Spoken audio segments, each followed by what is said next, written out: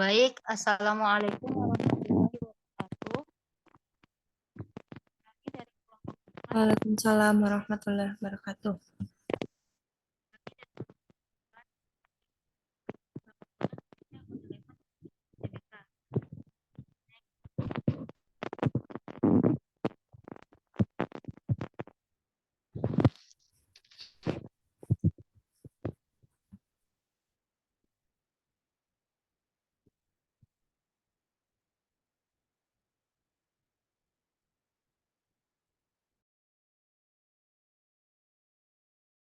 Kalau di bawah kada bawah sharing ini kan.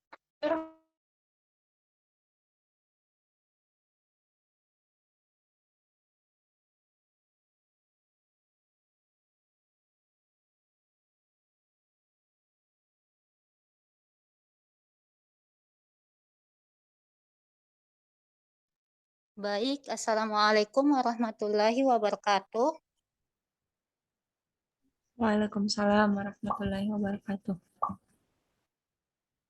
Kami dari kelompok 4 ingin menganalisis laba kotor PT Unilever Indonesia Tbk. Next slide.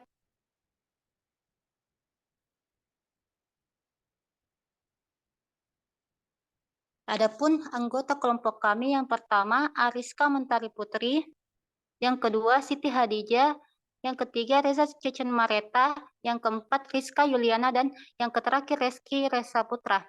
Next slide.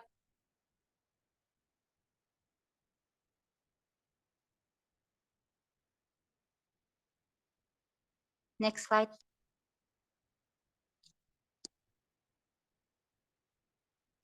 Adapun dapat dilihat dalam Canva, terdapat penjualan bersih dan HPP serta laba kotor dari tahun 2017 sampai 2021, di mana dalam mencari laba kotor yaitu penjualan bersih dikurang HPP.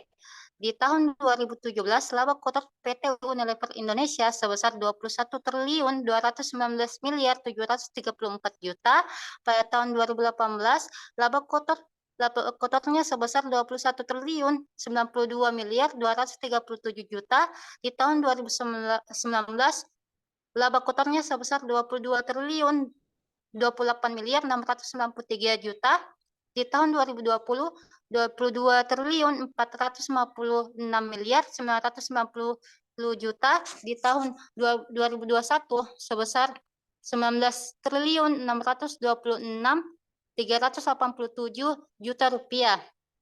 Next slide.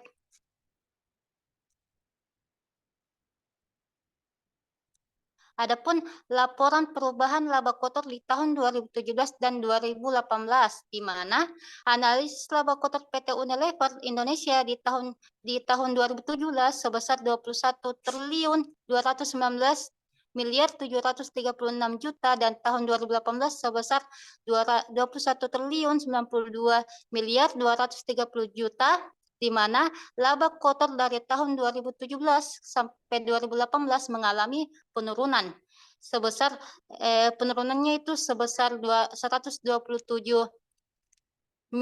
miliar 499 juta. Penurunan laba kotor di tahun 2017 sampai 2018 disebabkan oleh naiknya harga pokok penjualan menunjukkan bagian produksi tidak bekerja secara efisien. Next slide.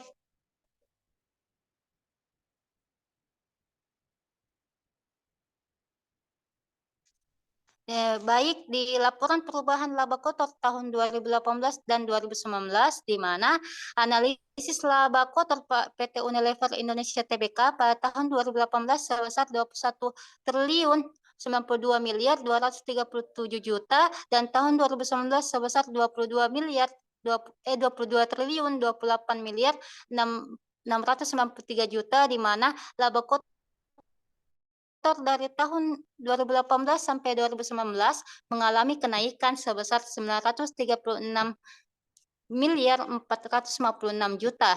Kenaikan laba kotor di tahun tersebut dikarenakan adanya kenaikan penjualan bersih dan HPP serta volume yang dijual, di mana Berarti bagian penjualan bekerja lebih aktif dengan anggapan bahwa biaya pemasaran tetap, maka perubahan laba kotor yang disebabkan oleh kenaikan volume yang dijual berarti bagian perusahaan semakin efisien dan dalam operasinya.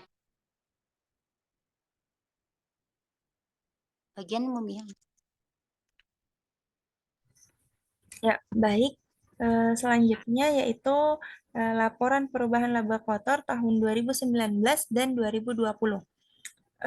Analisis laba kotor PT Unilever Indonesia Tbk pada tahun 2019 sebesar 22 triliun 28 miliar 693 juta dan tahun 2020 sebesar 22 triliun 456 miliar 990 juta, di mana laba kotor dari tahun 2019 2020 sampai 2020 mengalami kenaikan sebesar 428 miliar 297 juta. Kenaikan laba kotor dikarenakan adanya kenaikan penjualan bersih dan HPP serta volume yang dijual. Berarti bagian penjualan bekerja lebih aktif dengan anggapan bahwa biaya pemasaran tetap, maka perubahan laba kotor yang disebabkan oleh kenaikan volume yang dijual berarti bagian perusahaan semakin efisien dalam operasinya. Selanjutnya laporan tahun 2020 dan 2021. Analisis laba kotor PT Unilever Indonesia Tbk pada tahun 2020 itu sebesar 22 triliun 456 miliar 990 juta dan tahun 2021 sebesar 19 triliun 628 miliar 387 juta, di mana laba kotor dari tahun 2020 sampai 2021 mengalami penurunan sebesar 2 triliun 830 miliar 603 juta. Penurunan laba kotor disebabkan oleh naiknya harga pokok penjualan menunjukkan bagian produksi tidak bekerja secara efisien.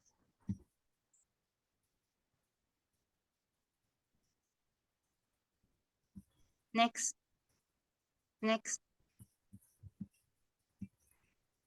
Langsung di paling akhir. Ya, ini nih, paling akhir. Baik, dapat dilihat margin laba kotor PT Unilever Indonesia Tbk tahun 2017 sampai 2021, di mana margin laba kotor tahun 2017 sebesar 51,5%, margin laba kotor tahun 2018 sebesar 50,5%, margin laba kotor tahun 2019 sebesar 51,3%, margin sebesar 52,3% dan margin laba kotor tahun 2021 sebesar 49,6%, di mana di tahun 2017 sampai 2018 mengalami penurunan dan di tahun 2019 sampai 2020 mengalami kenaikan, dan kembali lagi di margin laba kotor tahun 2021 mengalami penurunan. Baik, next. Itulah presentasi analisis laba kotor pada PT Unilever Indonesia Tbk. Sekian dari kelompok kami. Assalamualaikum warahmatullahi wabarakatuh. Waalaikumsalam warahmatullahi wabarakatuh.